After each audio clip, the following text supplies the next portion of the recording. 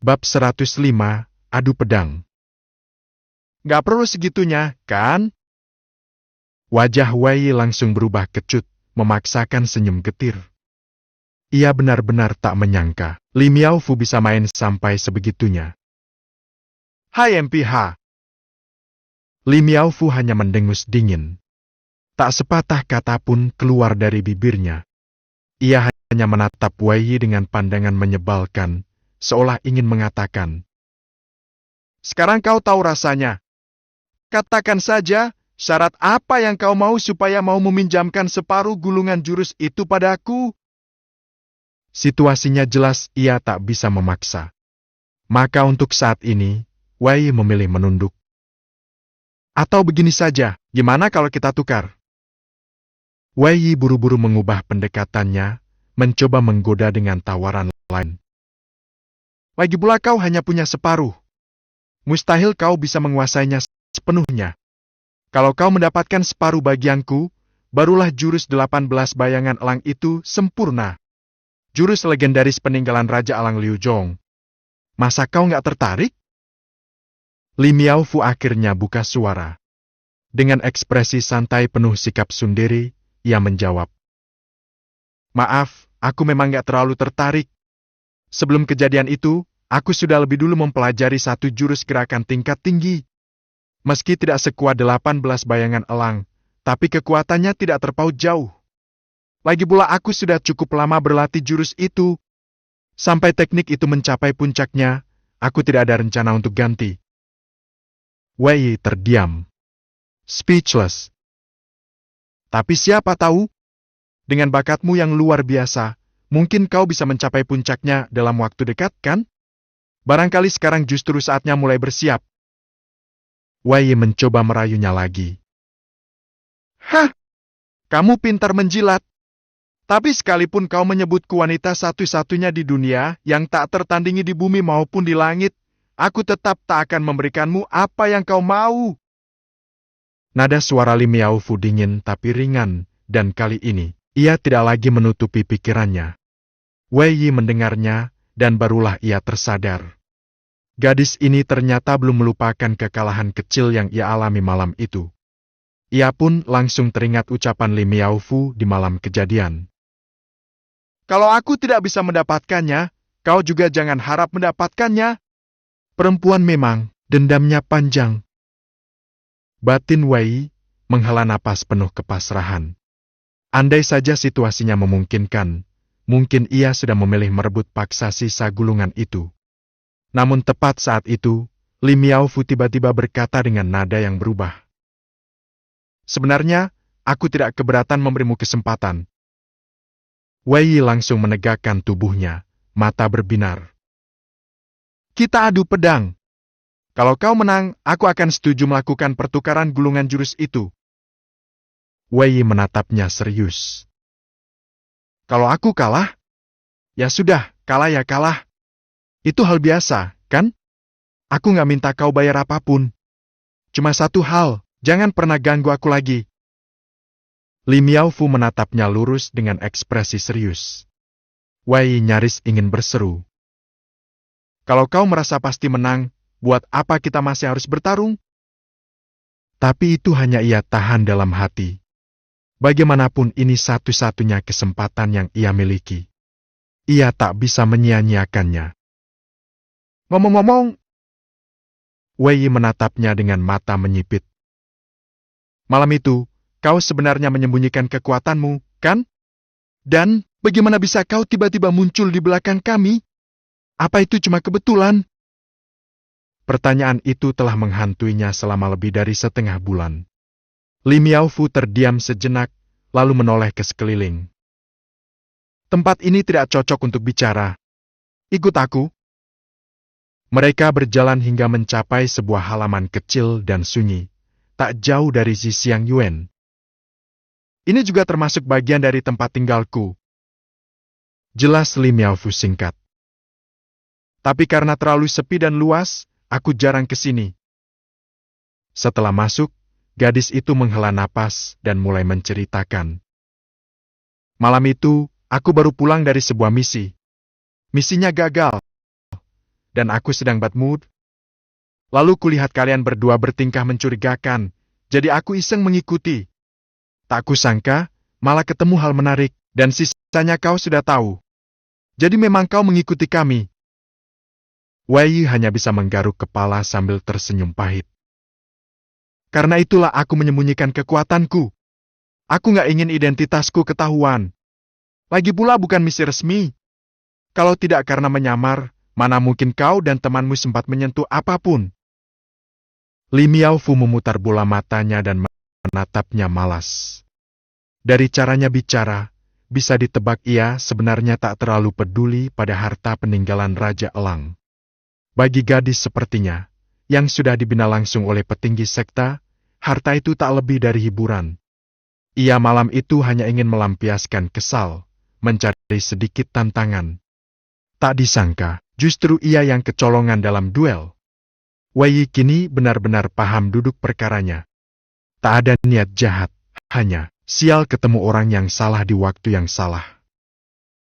Lalu, bagaimana mekanisme kita bertarung? Tanya Wei serius. Kalau dugaanku tak salah, kau pasti sudah menembus tahap Wuling, kan? Kalau begitu, bukankah aku jadi sangat dirugikan? Wei menyipitkan mata, wajahnya sedikit masam. Sebagai seseorang yang cukup mengenal struktur kekuatan di sekta Overlord, ia tahu betul hampir semua murid inti sudah berada di tingkat Wuling, kekuatan yang jauh lebih tinggi dari dirinya sekarang. Kita hanya adu teknik pedang saja. Li Miaofu langsung menjawab tanpa ragu. Aku akan menekan kekuatanku ke tingkat yang sama denganmu. Murni hanya adu teknik.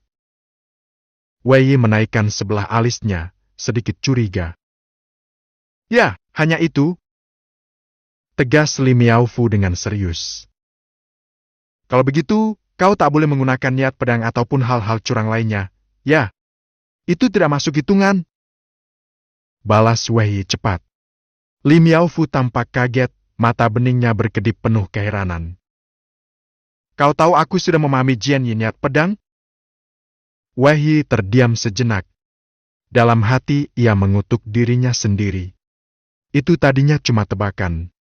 Tapi karena tangguh murid dari angkatan mereka saja sudah memahami Dawi alias niat sabit, maka Li Miaofu yang jauh lebih berbakat dan latihan lebih keras, tentu juga berpeluang besar sudah memahaminya.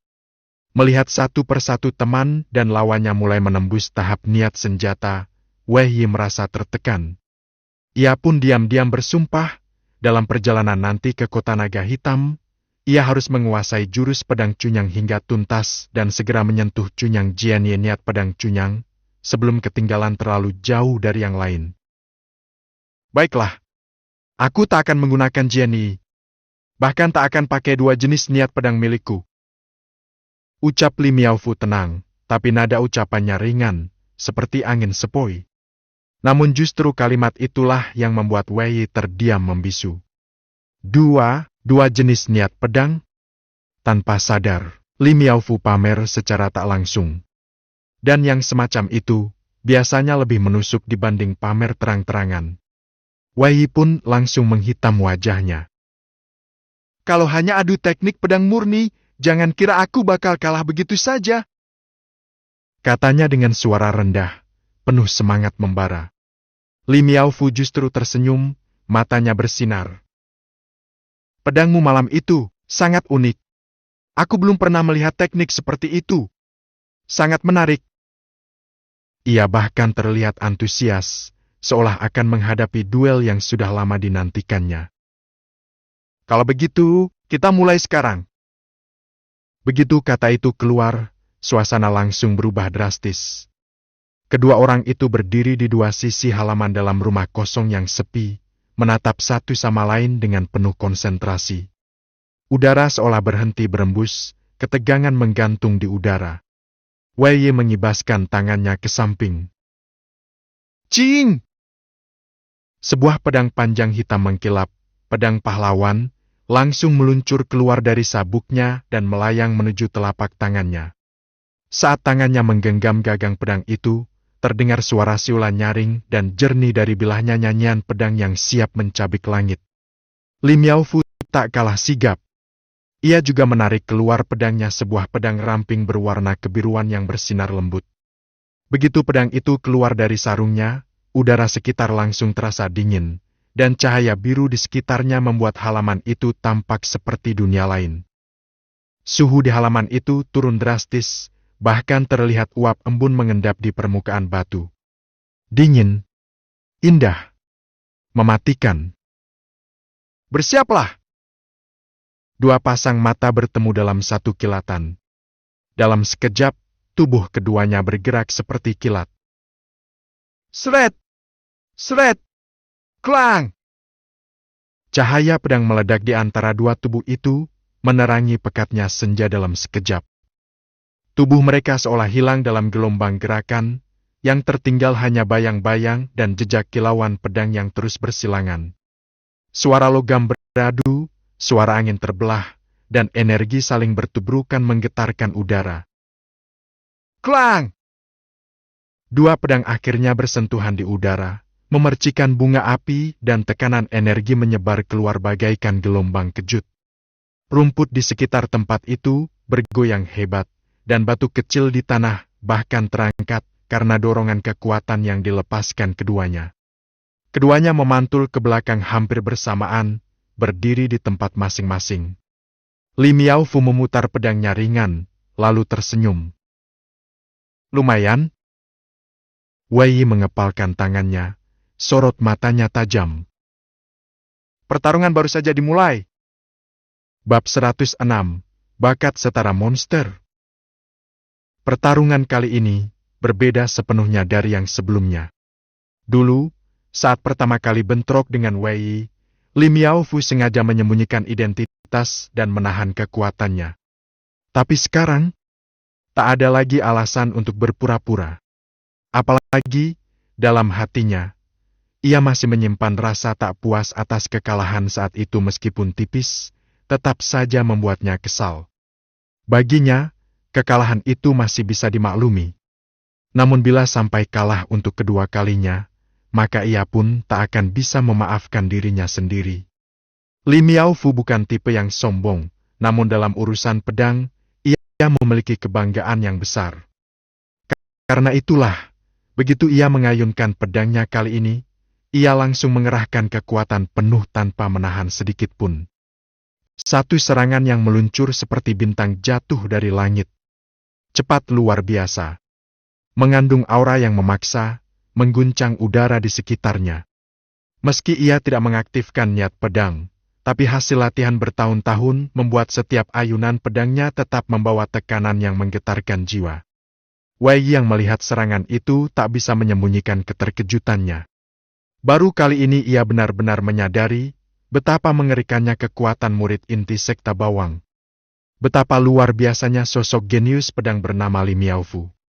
Namun, Wei Yi bukanlah boneka hiasan.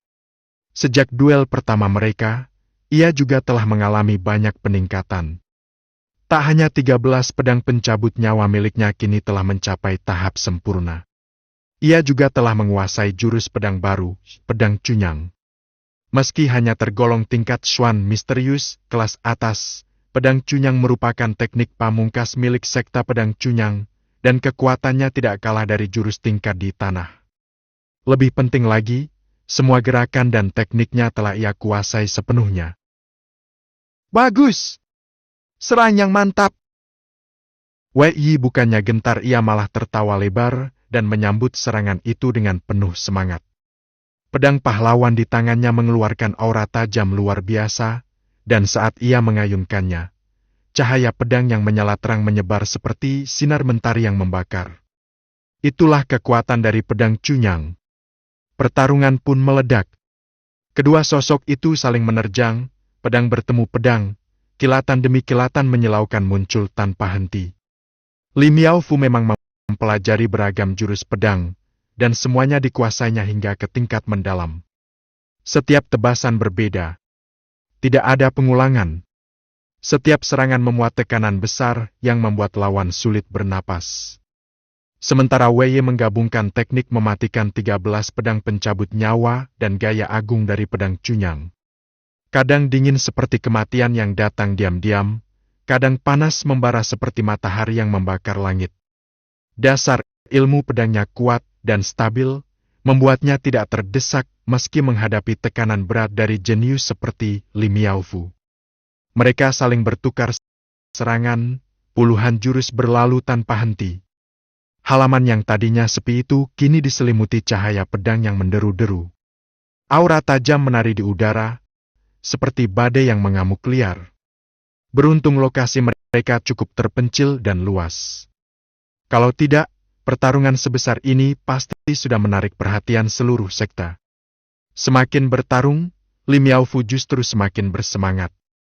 Teknik-teknik yang digunakan Wei Yi benar-benar membuatnya ketagihan. Baik itu 13 pedang pencabut nyawa maupun pedang cunyang. Keduanya jauh di atas teknik pedang biasa yang sering ia temui. Bagi seorang pecinta pedang sejati sepertinya, jurus-jurus ini seperti opium memabukkan yang membuatnya tak ingin berhenti. "Terima satu jurus ini lagi!" Li Miaofu berseru lantang. Suara lembutnya kini membawa semangat membara. Tiba-tiba, pedang di tangannya dilepaskan. Melesat di udara, lalu berubah menjadi selubung bayangan kelabu yang menutupi langit membentuk semacam penjara raksasa yang mengurung Wei Yi dari atas. Langit seakan runtuh. Udara menjadi pekat. Wei Yi langsung merasa tekanan berat menghantam dadanya. Tanpa ragu, ia menggertakkan gigi dan berteriak pelan. "Pedang ke-14!" 13 pedang pencabut nyawa. Sejatinya memiliki pedang ke-14, jurus rahasia yang merupakan inti dari seluruh rangkaian teknik itu. Pedang ini adalah esensi dari semua gaya sebelumnya. Tidak terlihat. Tidak terdeteksi. Secepat kilat, satu kilatan cahaya tajam menyala. Dan tepat setelahnya, bayangan kelabu milik Li Miaofu robek oleh retakan hitam pekat di udara. Mata Li Miaofu membelalak. Dalam hatinya, seolah petir menyambar. Selama ini, ia merasa ada sesuatu yang kurang dari teknik pedangnya. Dan dalam sekejap, semuanya terang benderang. Jawaban yang tak pernah ia temukan kini muncul di depan mata. Seperti mengalami pencerahan, ia terdiam. "Tunggu sebentar!" Serunya tiba-tiba, wajahnya berseri-seri. Tanpa mempedulikan Wei Yi, ia segera mengambil kembali pedangnya dan mulai berlatih di tempat. Wei Yi berdiri terpaku di tempat, bibirnya terbuka tanpa suara. Ini gimana ceritanya? Pertarungan kita dipause gitu aja." Ia menggaruk kepala dengan wajah tak berdaya. Namun saat ia menatap kembali ke arah Li Miaofu, mata Wei Yi membelalak. Li Miaofu mulai menebas udara dengan tenang. 1 ayunan, 2 ayunan. Namun aura setiap tebasannya kini sangat berbeda. Wei Yi bisa merasakan setiap pedang yang ditebaskan kini mengandung kekuatan tajam luar biasa, seperti logam tertajam yang bisa menembus apapun. Tak bisa dihentikan. Tak bisa dibendung. Itu adalah niat pedang. Atau mungkin, sejenis niat pedang baru yang belum pernah ia rasakan sebelumnya. Aura tajam itu membuat rambut di tengkuk Wei Yi berdiri. Dan dalam hati, ia hanya bisa berseru. "Perempuan ini, bakatnya benar-benar seperti monster." Meskipun saat ini baru sebatas bentuk awal. Belum benar-benar sempurna ataupun stabil. Namun bakat pemahaman selevel Li Miaofu. Bukan hal sulit baginya untuk menguasainya dalam waktu singkat. Ini bisa dibilang niat pedang ketiga. Untuk pertama kalinya, Wei Yi benar-benar merasa terpukul. Sejak ia menyeberang ke dunia ini dan memperoleh sistem seperti game, ia selalu punya keyakinan dalam hati. Kalau bukan langit yang nomor 1, maka akulah yang nomor 1. Dalam benaknya, semua genius hebat yang dielu-elukan di dunia ini tidak jauh beda dari orang biasa. Semua hanyalah sampah belaka. Ya, sampah. Bagi Wei Yi, perbedaan antara dirinya dan mereka hanyalah masalah waktu. Ada yang bisa ia lewati dalam sekejap. Ada yang hanya perlu sedikit usaha. Tapi hari ini, untuk pertama kalinya, ia menyadari arti dari satu kalimat. Bakat selevel iblis. Ternyata, di dunia ini memang benar-benar ada orang yang dianugerahi bakat luar biasa. Seperti gadis muda yang sedang berdiri di hadapannya ini, Li Miaofu. Bakatnya, fokusnya, konsentrasinya terhadap ilmu pedang.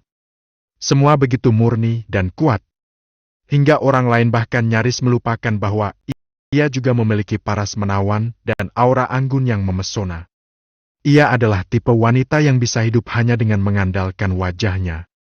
Tapi justru memilih untuk menapaki jalannya dengan kekuatan. Dan sekarang, Wei telah menyaksikan sendiri sosok seperti itu. Tanpa sadar, ia mulai menaruh rasa kagum terhadapnya. Mungkin, dunia ini jauh lebih menarik daripada yang kubayangkan. Dan justru karena itu, tantangannya jadi lebih seru, bukan? Alih-alih merasa tertekan, Wei malah semakin bersemangat. Mengalahkan tumpukan sampah tak membuktikan apa-apa. Itu hanya berarti kau sedikit lebih kuat dari mereka. Namun jika kau bisa mengalahkan para jenius sejati, itu barulah kemenangan yang bermakna. Tiba-tiba, sebuah bayangan hitam melesat. Wei menyambutnya dengan refleks, dan saat melihat isinya, ia sedikit tercengang. Itu adalah setengah buku manual jurus 18 bayangan hantu elang, yang dulu dirampas oleh Li Miaofu. Untukmu, kata Li Miaofu pelan, suaranya tulus. Anggap saja sebagai ucapan terima kasih. Terima kasih, karena sudah membantuku menembus penghalang pemahaman tadi. Apa yang kau alami barusan, sangat berarti untukku. Mata beningnya yang indah, kali ini penuh dengan kesungguhan. Wei menatap gadis itu, agak terdiam. Namun kemudian ia tersenyum dan mengangguk. Kalau begitu, aku terima dengan senang hati. Jujur saja, jurus ini memang sangat penting bagiku.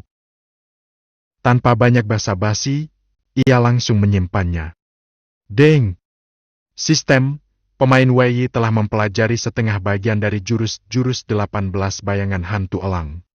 Apakah ingin menggabungkannya dengan setengah bagian lainnya? Setelah digabungkan, jurus akan menjadi lengkap dan naik ke peringkat di kelas menengah. Namun, level penguasaan jurus akan disesuaikan secara proporsional. Suara notifikasi dari sistem berbunyi tepat di telinga Wei. Bab 107, Rahasia 18 Jurus Bayangan.